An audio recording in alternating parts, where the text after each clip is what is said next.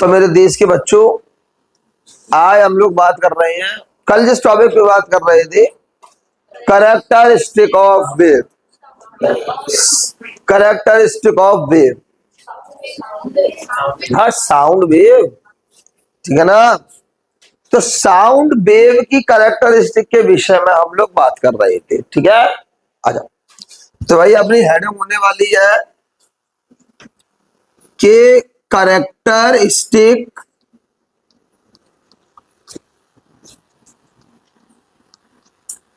Of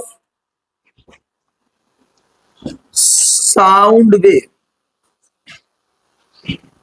तो देखो साहब, हमारा कुछ सिस्टम ये है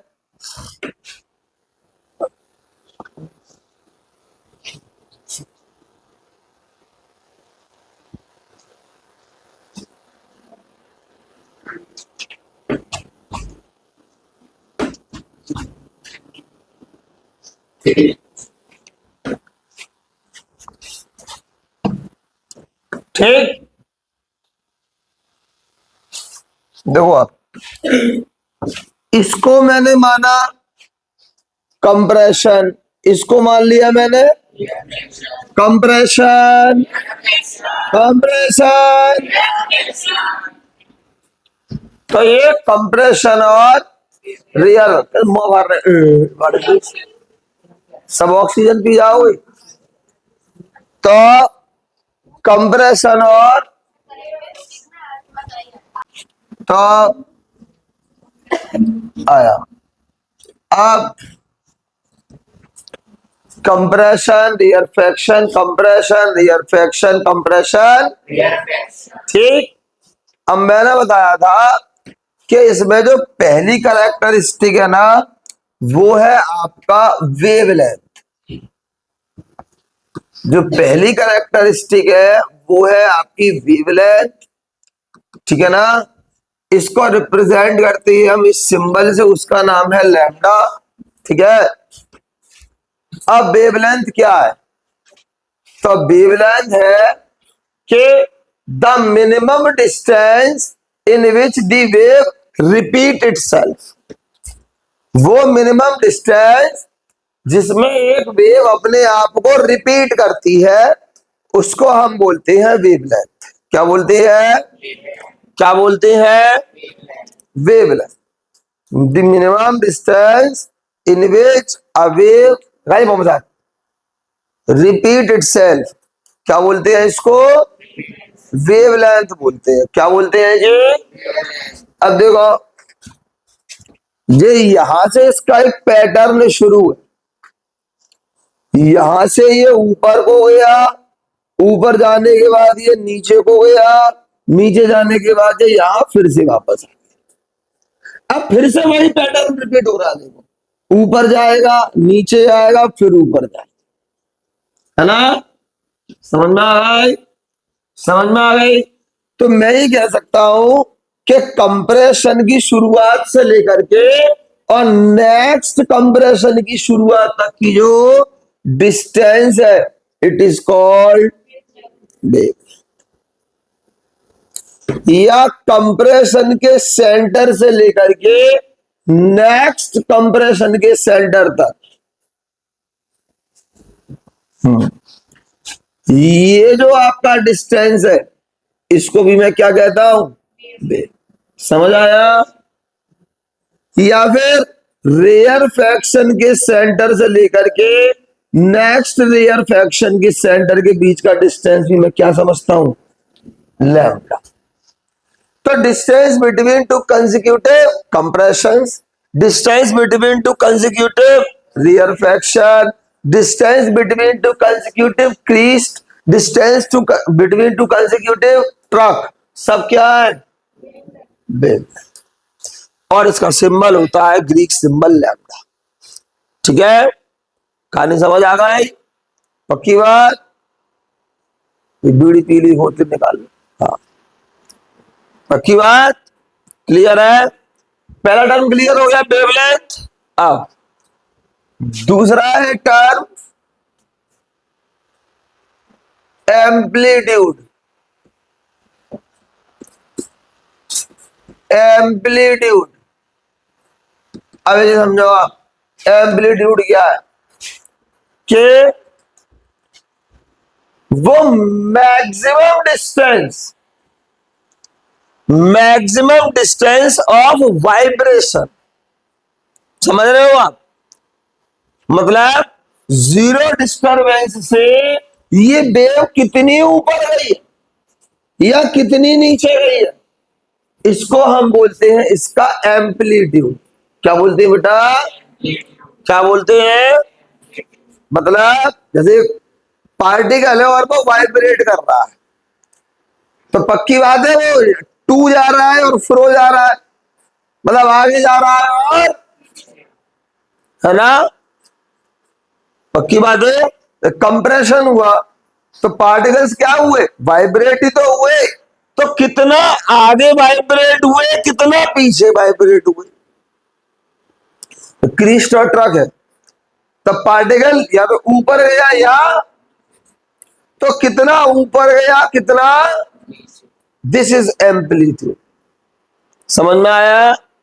तो the maximum displacement of a particle from its mean position, अपने इनिशियल पोजीशन से पार्टिकल कितना ऊपर कितना नीचे गया, this is called it's amplitude. समझ में आया? तो यहां पर आप ये देखेंगे कि जे यहां पर ये एम्पलीट्यूड है, समझ में आया? ये यहां पर एम्पलीट्यूड, क्लियर हुआ? एम्पलीट्यूड क्लियर हुआ? एम्पलीट्यूड क्लियर हुआ? पक्की बात है। आगे आओ,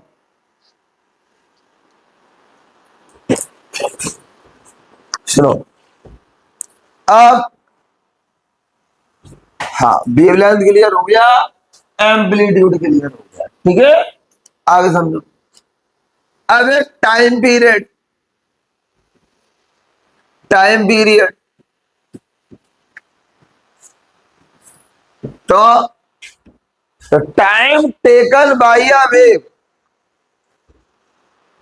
the time taken to complete one wave, it is called its time period. ठीक है ना? एक वेव को चलने में कितना टाइम लगेगा, तो time taken by a wave to travel, this is called its time period.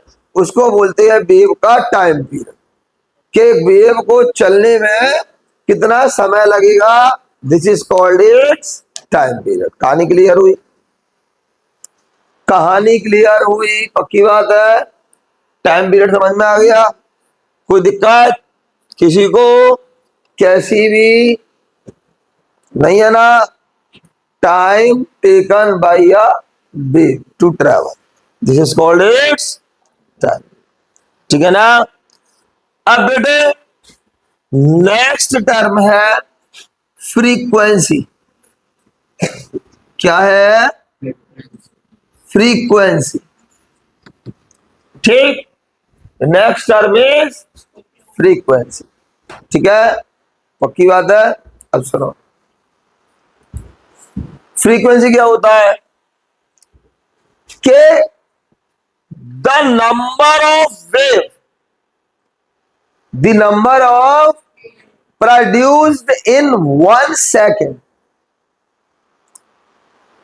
एक सेकंड में कितनी वेव्स आपकी प्रोड्यूस हो गई, this is called frequency of wave. समझ में आया? समझ में आया? एक सेकंड में कितनी वेव प्रोड्यूस होती है, इनको मैं क्या बोलता हूं? फ्रीक्वेंसी। क्या बोलता हूं? फ्रीक्वेंसी का जो सिंबल है वो होता है न्यू, और ऐसा यूनिट होती है हर्ट्ज। ठीक है ना? फ्रीक्वेंसी का सिंबल होता है न्यू और ऐसा यूनिट होती है hertz. Number of wave produced in 1 second, this is called frequency of wave. This is called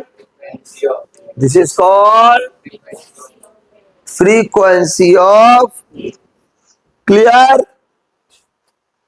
तो अगर फ्रीक्वेंसी समझ में आ गई मेरे सभी बच्चों को, पक्की बात है, पक्की बात है, क्लियर है, कोई चिंता वाली बात है नहीं है कि है कि नहीं है।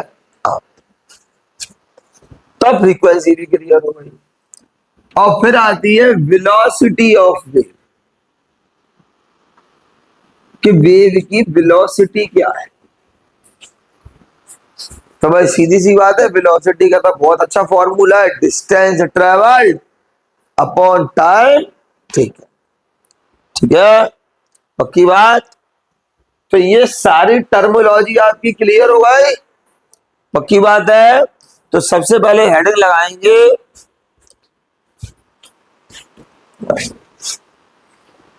Wavelength.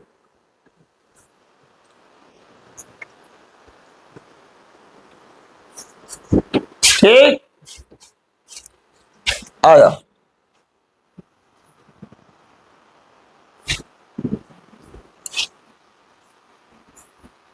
Wavelength,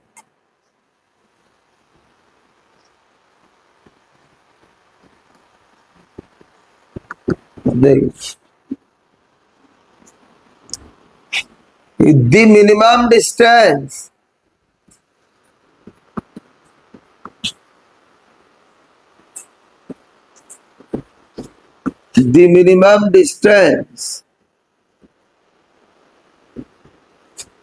traveled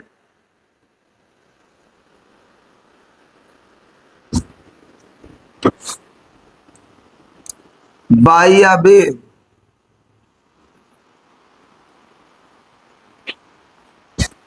in which it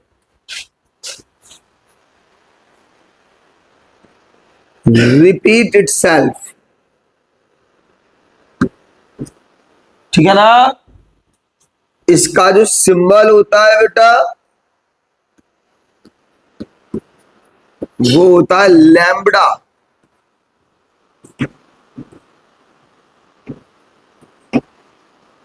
ठीक है ना। और इसकी जो एसआई यूनिट होती है बेटा वो होती है मीटर।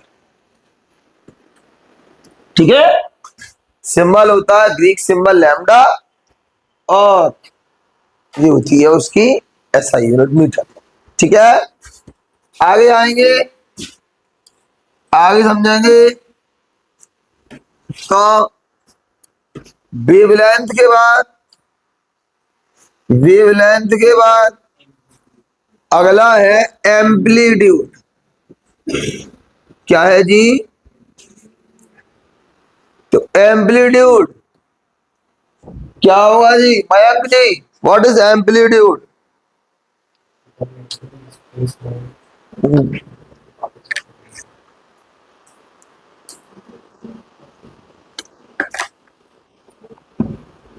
देखिए अजनबी, कि the maximum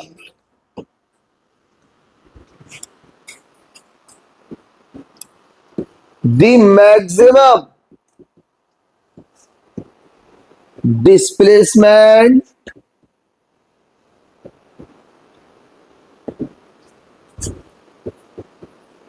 of a particle in a medium from its original undisturbed position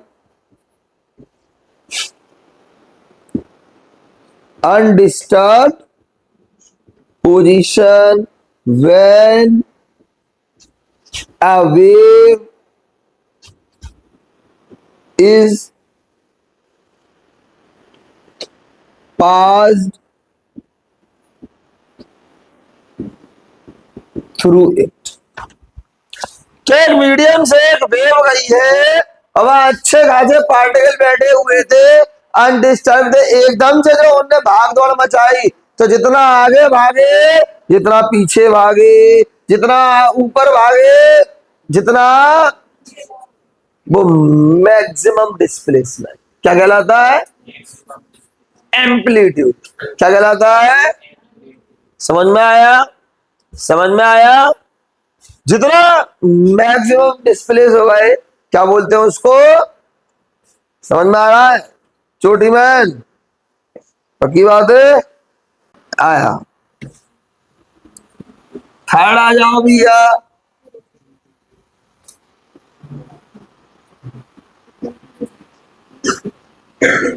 time period.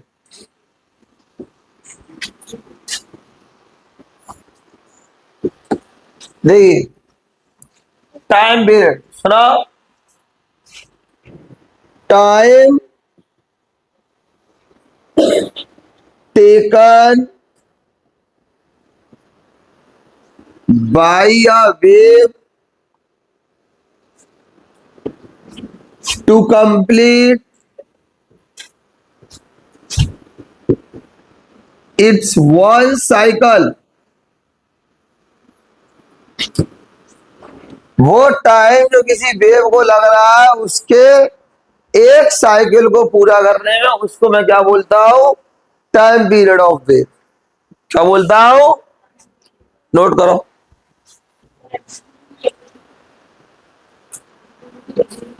Maximum displacement metre आ जाएगा और क्या।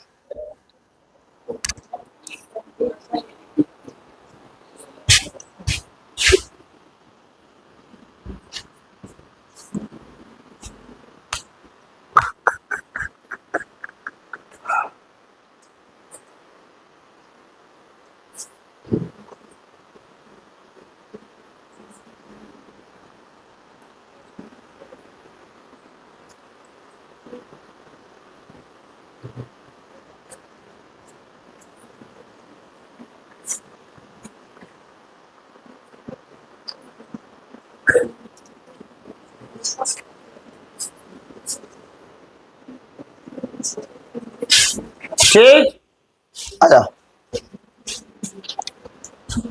अब आ जाओ।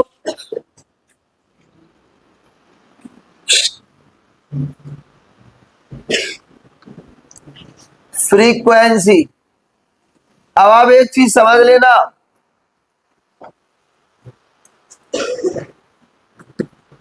फ्रीक्वेंसी क्या होता है? Number of waves produced in a medium is called frequency of the wave। ठीक है ना? इसका जो सिंबल है वो होता है न्यू। ठीक है, न्यू। और जो इसकी एसआई यूनिट है वो होती है हर्ट्ज। ठीक, समझ आया? यूनिट क्या होती है जी? हर्ट्ज। क्या होती है? पक्की बात? अब आ गया देखो, सुना, note frequency of wave remain unchanged in the medium कोई भी मीडियम हो, कैसा भी मीडियम हो, ये ध्यान रखना, वेव की फ्रीक्वेंसी अनचेंज्ड रहती है। वेव की फ्रीक्वेंसी, हाँ, इन 1 सेकंड तो लिखा हुआ मीडियम इन 1 सेकंड, या यूनिट टाइम। सुनो, इधर देखो बेटे, ये नहीं बदलती। जैसे सॉलिड में किसी वेव की फ्रीक्वेंसी 250 हर्ट्ज है, तो उसी वेव की फ्रीक्वेंसी लिक्विड में भी उतनी ही होगी, एयर में भी उतनी ही होगी। जबकि तीनों मीडियम में वेव लेंथ चेंज हो जाएगी। मैं आपको बता दूं, वेव लेंथ भी बदल जाती है, स्पीड भी बदल जाती है, टाइम पीरियड भी बदल जाता है, फ्रीक्वेंसी नहीं बदलती, वो चेंज नहीं होती किसी भी मीडियम। समझ में आ गया? कोई पर्टिकुलर साउंड वेव है, सॉलिड में निकालो, लिक्विड में निकालो, गैस में निकालो, फ्रीक्वेंसी कैसी रहेगी भाव? सेम। कैसी रहेगी? आज पता नहीं क्यों बॉडी पेन कर रही है, हैं? कल नहीं कर रही थी, हैं? दर्द हो रहा है, यहाँ दर्द हो रहा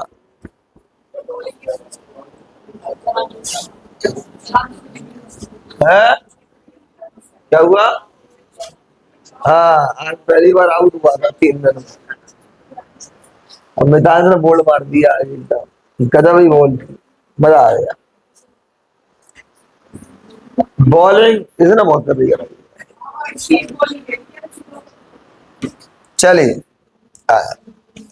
इतना समझ में आ गया? थोड़े सुनो, अरे सुनो,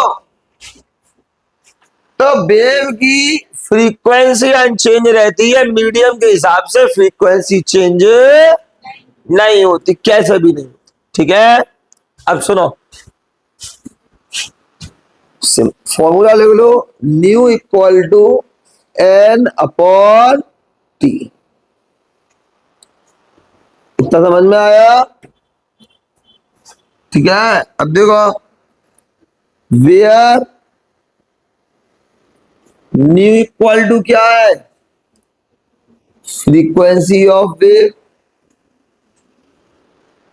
फ्रीक्वेंसी ऑफ वेव, टी क्या है? Time period of wave,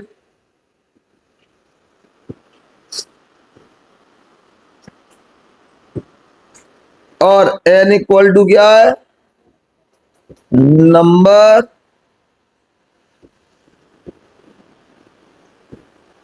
of waves. समझ गए? समझ गए? तो ये फ्रीक्वेंसी ऑफ वेव है, ये टाइम पीरियड ऑफ वेव है, ये नंबर ऑफ वेव्स है। ठीक है? ठीक है? अरे ठीक है, कल आपका टाइम वही, कल तो 4 से 6 ही करता पूरा। क्यों? कल कहाँ जाना है तुमको? कल कहाँ जाना है फिर? तो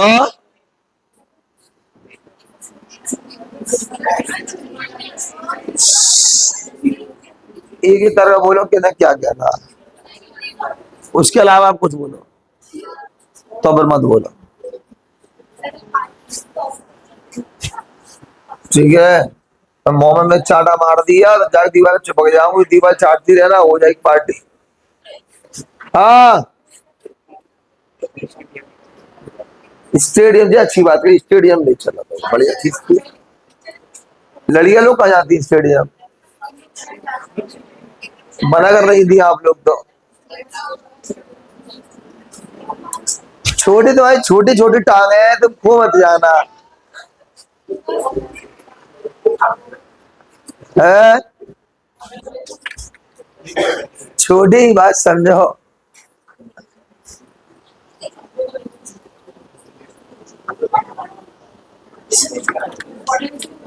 तुम्हारा धर्म काटा है, तुम्हारे पापा धर्म काटा है, अगर तुम उस धर्म कांटे पर खड़ी हुई, उसकी सुई हिलेगी भी नहीं।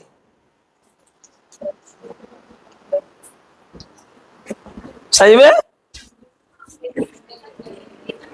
देखिए, अब सुनो, इधर देखो बेटा, इधर आओ। लेट, बात समझाएंगे बेटा। Let time period, time period of a wave is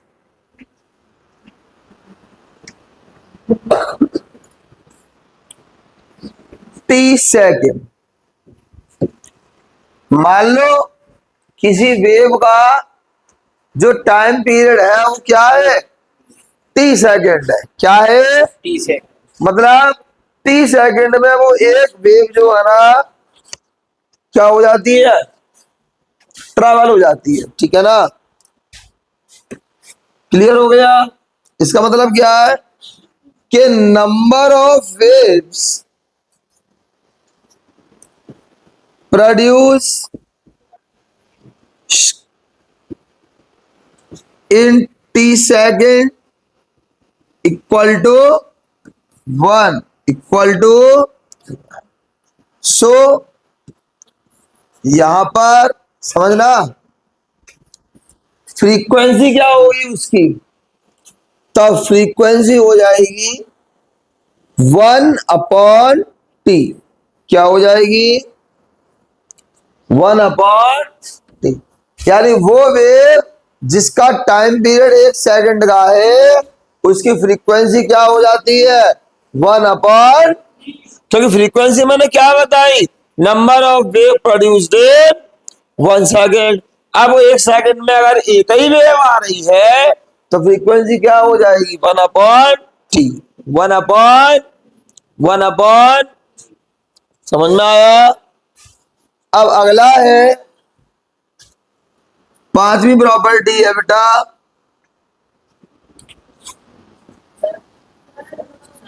velocity या फिर स्पीड। वेलोसिटी या फिर स्पीड। ठीक, वेलोसिटी या फिर स्पीड, नोट कर जल्दी।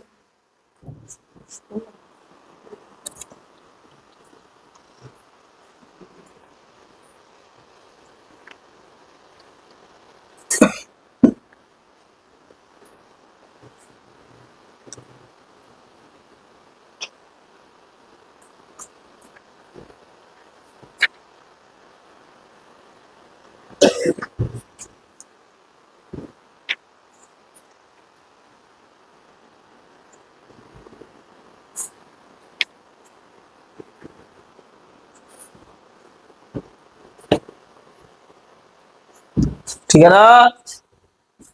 अब ये क्या होता है कि the distance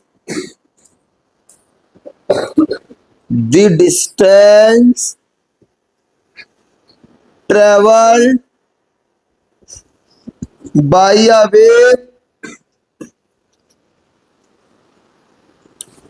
in unit time is called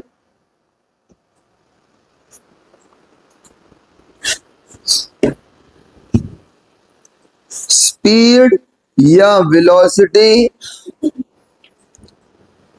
of sound wave। कि वो डिस्टेंस जो कि एक साउंड वेव एक यूनिट टाइम में ट्रेवल करती है, इसको हम क्या बोलते हैं, स्पीड ऑफ टाइम या स्पीड ऑफ साउंड या फिर velocity of sound, speed of sound या फिर। समझ आया? समझ आया? समझ आया? समझ आया? अब देखो, हटाओ।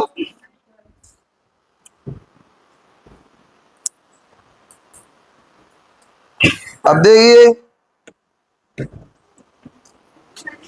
अब हमें ये मालूम है कि स्पीड इक्वल टू क्या होता है, डिस्टेंस ट्रेवल्ड, अब ध्यान से सुनेंगे इसको, upon time taken, distance travelled upon time taken. Speed क्या होता है, distance travelled upon time taken. पक्की बात है। अब आओ, अब आओ, स्पीड को ले लिया अभी। अब डिस्टेंस क्या होता है यहां पर, वेवलेंथ, दैट इज लैम्डा, और टाइम क्या होता है बेटा, टी। तो इसको हम लिख सकते हैं v equal to lambda into 1 concern to memory. हालांकि तुम्हारे पास दिमाग नहीं है लेकिन फिर भी तुम्हारी इज्जत के लिए लिख देते हैं कि कंसर्न टू मेमोरी। अभी अभी हमने देखा कि 1/t इक्वल टू क्या था, न्यू, क्या था, तो लिख सकते हैं v equal to lambda nu और v equal to nu lambda, nu लौंडा है, nu lambda, v equal to nu lambda. समझ में आ गया कि नहीं आ गया, पक्की बात, छापो, आया। Come to a serious note, जो साउंड की जो स्पीड है, जो साउंड की स्पीड है, ये कुछ फैक्टर्स पे डिपेंड करती है। जो साउंड की स्पीड है ये कुछ फैक्टर्स पे डिपेंड करती है। पहला, ये मीडियम पे डिपेंड करती है। किस पे, जहां मीडियम नहीं है, वैक्यूम है, वहां ये ट्रेवल ही नहीं करेगा, वहां साउंड ट्रेवल नहीं, क्यों, पार्टिकल नहीं है, हिलाएगा किसको। बस समझ में आई कि नहीं आई, बस समझ में आई। भाई साउंड जाने के लिए वाइब्रेशन जरूरी है, वाइब्रेशन पार्टिकल्स का होगा। अब पार्टिकल ही नहीं होगा तो झुंझुना हिलाएगा, बात समझो, और झुंझुना हिलाएगा तो साउंड आएगा। पॉइंट है कि नहीं, पॉइंट है कि नहीं। अब वहां पर मीडियम ही नहीं है, मान लो झुंझुनाऊ नहीं है, तुम नाखून का मैल चाट लिए हो तो वही बात सुन लो ना, तो अपने पैर के नाखून दे तुम्हारे मुंह में है। आदमी हो, कूड़ेदान हो, कचरा साफ करा कर लगे हो, तो सुनाओ। अब कहने का मतलब क्या है, कहने का मतलब क्या है, कहने का मतलब क्या है कि साउंड को एक तो मीडियम चाहिए, है ना। अब एयर में साउंड सबसे स्लो चलता है, लगभग 342 मीटर पर सेकंड की स्पीड हुआ करती है साउंड की, एयर सबसे स्लो चलता है, ठीक है।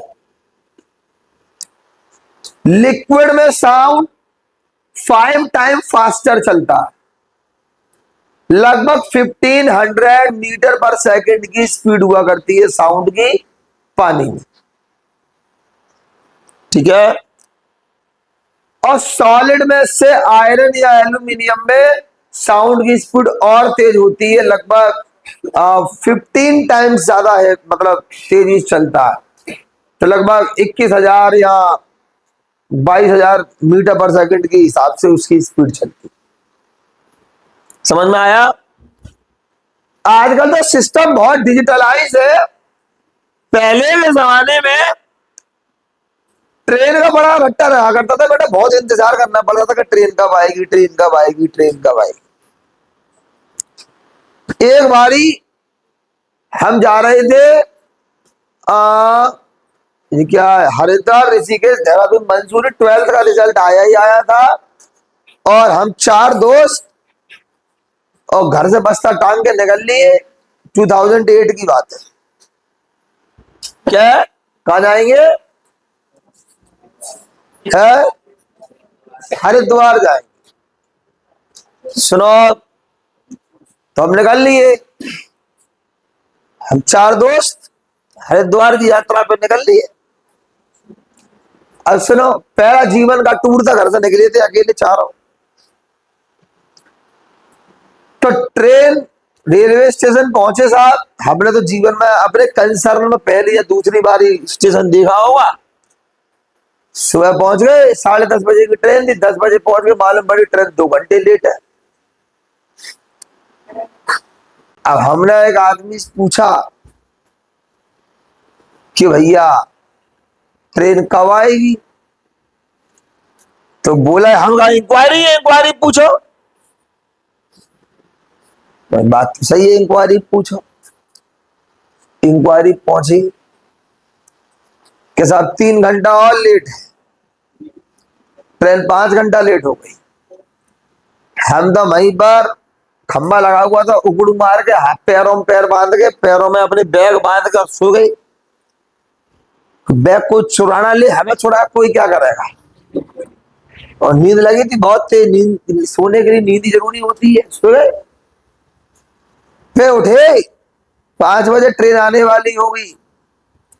फिर उससे पूछा, भैया एक भला मानुस था, बहुत दुखी सा बैठा था, हमने उससे कही भैया हाँ हमारी ट्रेन कितने बजे आएगी? एक सुबह उठा एकदम बड़बड़ाहट में, और वहां प्लेटफॉर्म से और कूदा नीचे, और एकदम पटरी जाग लेगा, मरा गया। ऐसा तुझसे क्या पूछ रही है? हमने तो आत्महत्या करने चला गया। और भाई सब चिल्लाया, मर जा। मालूम पड़ी उसने क्या किया कि ट्रेन पे पटरी कान लगाया, और जान क्या उसे आया और आगे हमसे बोला गया अभी नहीं आ रही ट्रेन। हमने कही कहा बात, हमें लगा कि ज्यादा कोई प्रिय आदमी लग रहा, मर गया, मट्टी में गाड़ दिया, सो धरती कान लगा के पूछ लेता, उससे प्रश्नबाजी करता है, वहां से केबीसी खेलते हैं और आंसर मिल जाता है। तो करता क्या था, ट्रेन आएगी तो उसका साउंड उस ट्रैक में बहुत पहले आ जाए। अब हवा में चल रहा है 340, ट्रैक में चल रहा है 21,000, बहुत अंतर है ना। समझ आया कि नहीं आया? 15 टाइम्स फास्ट चल रहा है। तो साउंड जो है ना, मीडियम पे डिपेंड करता है। पहली बात समझ में आई। दूसरा, टेम्परेचर। अब ऐसे समझो कि साउंड किस पे डिपेंड है? वाइब्रेशन में। किस पे डिपेंड है?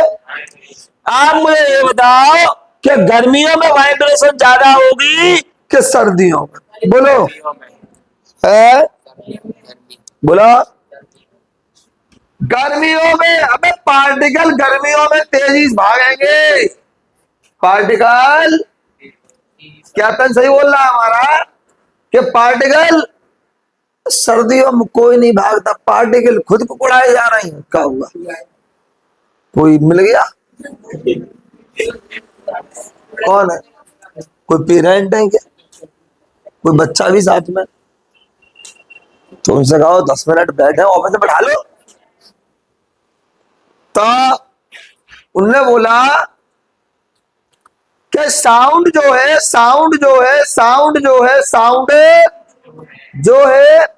वो भैया वाइब्रेशन की स्ट्रेंथ गर्मी में ज्यादा होगी सर्दियों में। अरे सर्दियों में पार्टिकल धीमे भागता है, गर्मियों में पार्टिकल तेज भागता है। दोबारा मत बोलना, डब्बा डाल देंगे। तो पार्टिकल किसमें तेज भागता है? समझ में आया? समझ आया? अब तीसरा आओ, ह्यूमिडिटी। अब ह्यूमिडिटी का मतलब क्या होता है? छोटी बहन बताओ। हाँ, वाटर वेपर्स प्रेजेंट यानी अगर अब वाटर वेपर एयर में जाना है तो वाटर वेपर भी एक तरह का क्या है, पार्टिकल है। तो अगर एयर ह्यूमिड है तो अभी वाइब्रेशन ज्यादा होगा, और एयर ड्राई है तो ड्राई डे पर तो काम सब नहीं खराब होते हैं, है कि नहीं। तो एयर अगर ड्राई है, एयर अगर तो वाइब्रेशन की स्ट्रेंथ कम होगी। समझ में आ रहा है कि नहीं आ रहा है। तो जैसे जैसे ह्यूमिडिटी बढ़ाओगे वैसे वैसे क्या होगा, साउंड का स्पीड इंक्रीज होगा। तो लिखेंगे कि सबसे पहले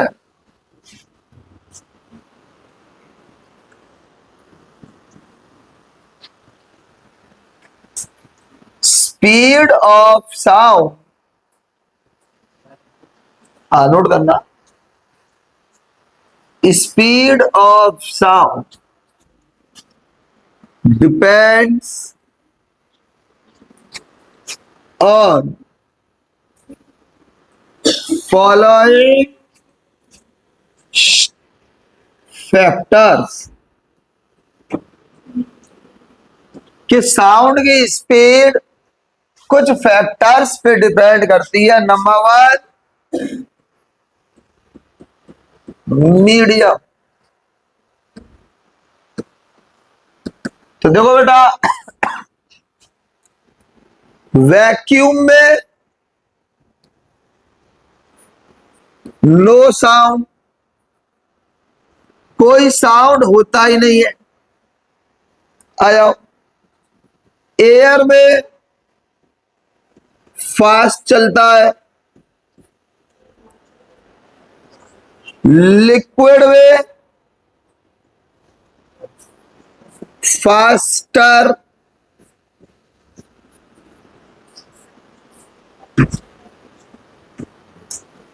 और सॉलिड में, दीक्षित सर से कह रहे नीचे कोई पेरेंट खड़े हैं, उनसे मिल के आए, क्या कह रहे हैं, फास्टेस्ट। तो एयर में फास्ट, लिक्विड में फास्टर, और सॉलिड में फास्टेस्ट। समझ में आया, समझ में आया कि नहीं आया, पक्की बात है।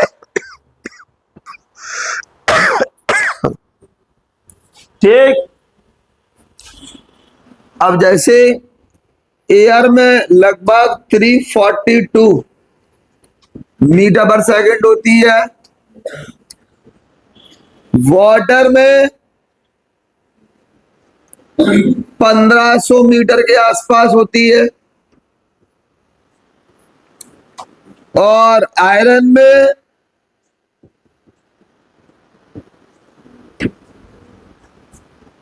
5130 के आसपास होती है।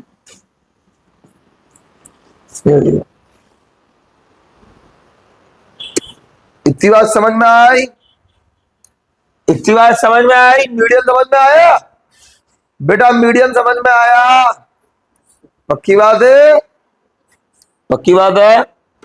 दूसरा आ जाओ, कि जो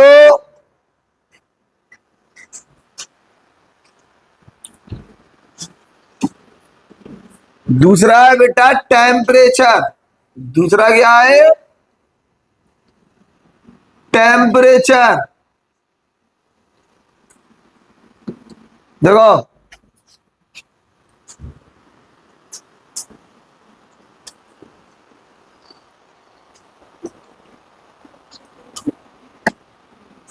आया,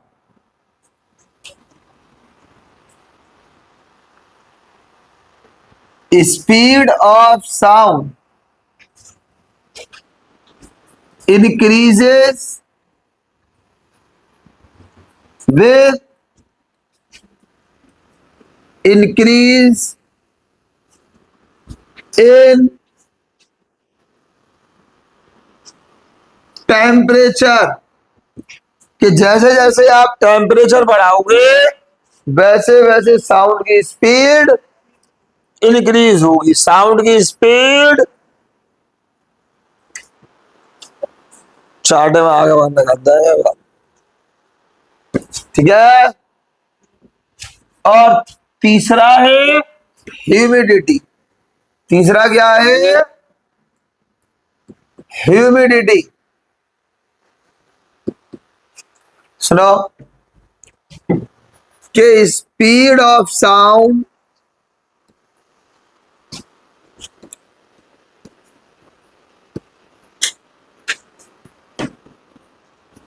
increases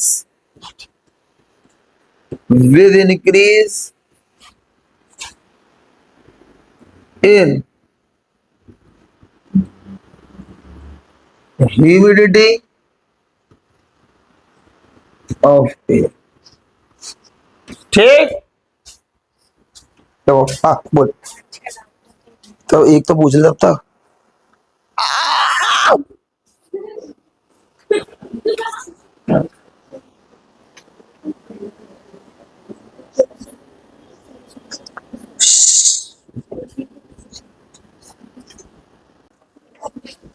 सिस्टम सेट। अब हेडिंग डालो sonic boom. Sonic boom. Sonic boom. ठीक है। हाँ।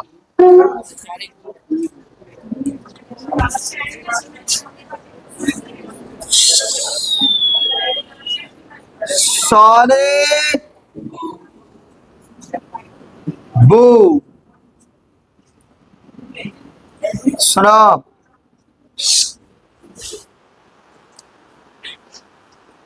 साइंटिस्ट चांटी में हवाई तो मैं ना जाके बाहर का चौकीदार बना देंगे। सुनो सोनिक बूम। सुनो अब सोनिक बूम पढ़ने से पहले कुछ टर्म सीखो। सबसे पहला टर्म है सुपरसोनिक। सुपरसोनिक वो ऑब्जेक्ट हुआ करते हैं जिनकी स्पीड एयर में साउंड से ज्यादा होती है। ठीक है। सुपरसोनिक वो ऑब्जेक्ट्स हुआ करते हैं जिनकी स्पीड एयर में साउंड से ज्यादा होती है। क्या होती है? समझ में आया? उन्हें बोलते हैं सुपरसोनिक। जब कोई भी सुपरसोनिक ऑब्जेक्ट उड़ता है, मैंने बोला भाई सुपरसोनिक ऑब्जेक्ट है, 344 मीटर पर सेकंड की स्पीड से ज्यादा स्पीड से उड़ रहा है वो, तो वो अपने आसपास इन्वायरमेंट में एक एक्सट्रीमली लाउड वेव जनरेट करता है हाई फ्रीक्वेंसी की, जिन्हें मैं शॉक वेव बोलता हूं। क्या बोलता हूं? क्या बोलता हूं? क्या बोलता हूं? Shock wave. और जब ये शॉक वेव इन्वायरमेंट में जनरेट होती है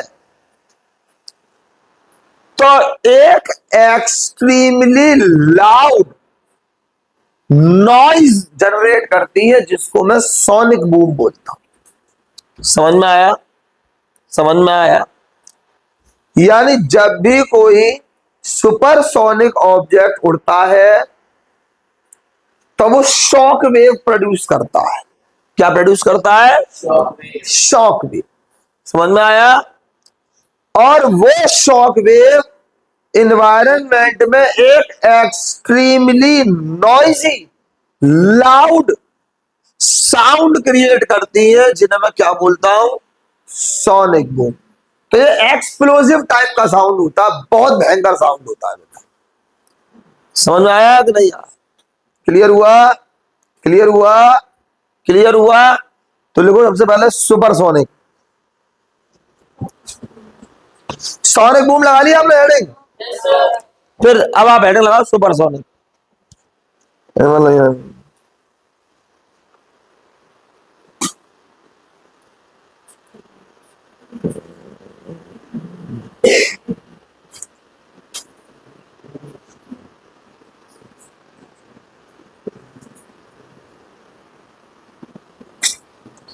इसमें लगाएंगे कि the object having velocity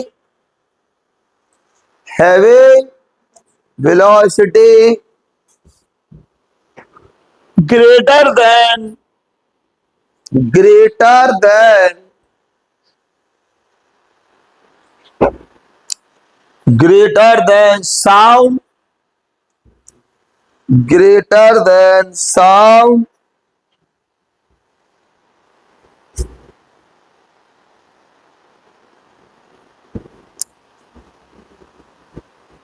in air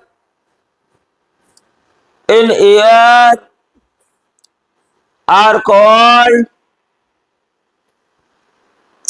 supersonic.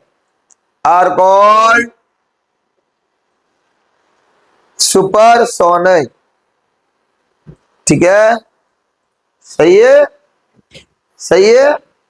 अब लिखेंगे sonic boom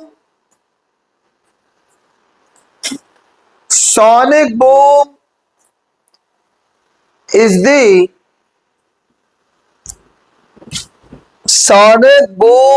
the explosive noise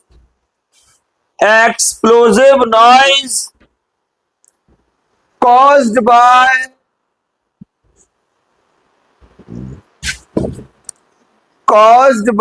the shock waves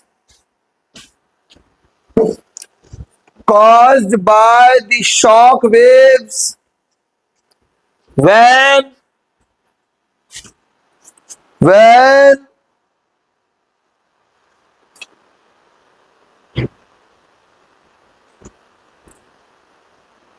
an supersonic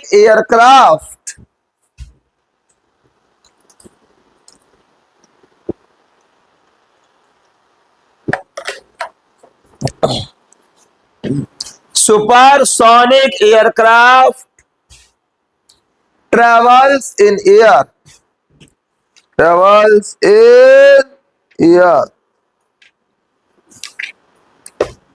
ठीक। अब देखो बेटे,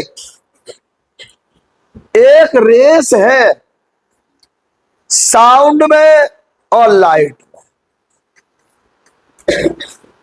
सुना,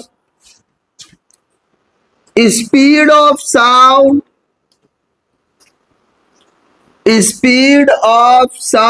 इन एयर ये होती है 342 मीटर पर सेकेंड, और स्पीड ऑफ लाइट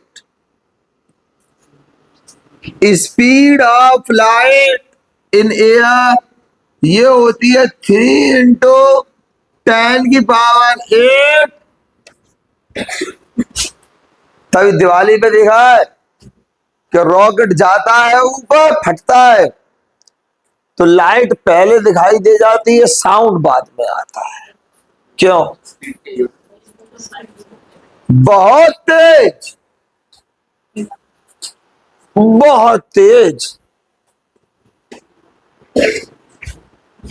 1,00,000 गुना तेज, कम से कम बहुत तेज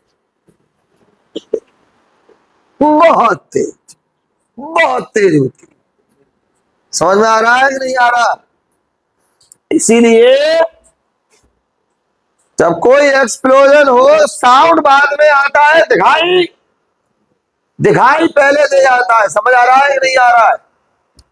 क्लियर हुआ? दिखाई पहले दे जाता है, सुनाई बाद में जाता है। Is that clear? पक्की बात है? ठीक है ना? अब हेडिंग डालो, रिफ्लेक्शन ऑफ साउंड। बहुत शानदार, बहुत जानदार टॉपिक है रिफ्लेक्शन ऑफ साउंड। बड़ा मजेदार टॉपिक है, बहुत मजेदार टॉपिक है रिफ्लेक्शन ऑफ साउंड, जिसकी चर्चा शायद कल जिंगल बेल वाले दिन करेंगे।